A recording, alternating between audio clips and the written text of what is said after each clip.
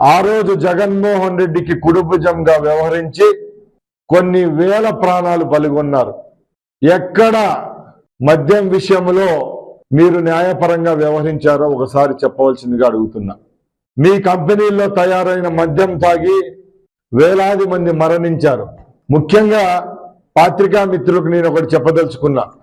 ఆనాడు 5 సంవత్సరాల్లో రాష్ట్రంలో ఉన్న పేషెంట్లు ఎవరన్నా పొరుగు రాష్ట్రాలకు వెళ్ళి కార్పొరేట్ హాస్పిటల్లో చికిత్స పొందుకుంటా ఉంటే ఆ రోజు హాస్పిటల్లో డాక్టర్లు కూడా అడిగేవాళ్ళు, అయ్యా మీరు ఏ రాష్ట్రం నుంచి వచ్చారు?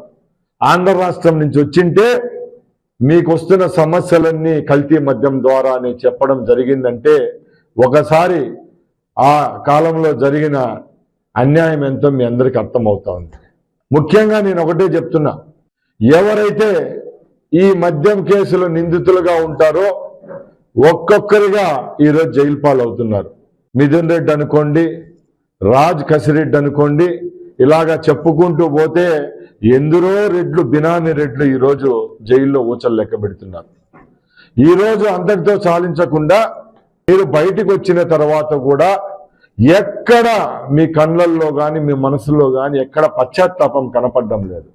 మళ్ళీ మీరు ప్రభుత్వం పైన ఈరోజు మా యొక్క ముఖ్యమంత్రి పైన నిందలు వేస్తా ఉన్నారు.